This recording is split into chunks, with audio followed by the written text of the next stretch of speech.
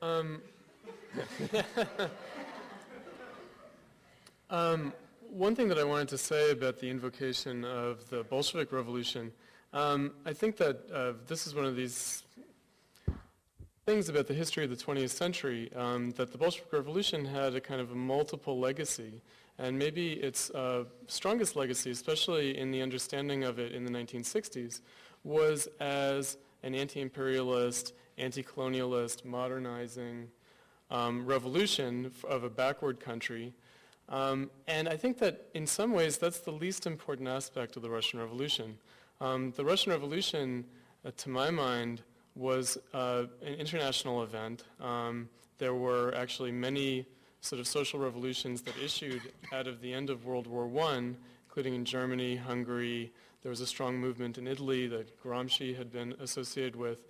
And in fact, that moment is historically the high watermark for anti-capitalist social struggle and revolutionary politics in the last 200 years, and had a profound effect even though it ultimately failed. Ultimately that moment failed. The 1917 to 1919 moment was a moment of an attempt that failed.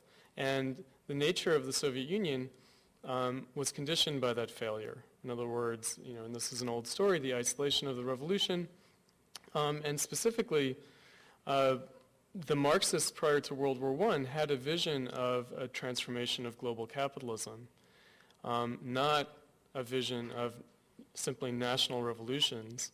And I think that vision, the vision of attacking capitalism as a global system, is something that we need to seriously reconsider. It's something that was essentially taken for granted as not really possible in the 1960s. In other words, there was a notion of solidarity with third world revolution that took for granted that revolution in the metropole in Europe and the United States was essentially impossible.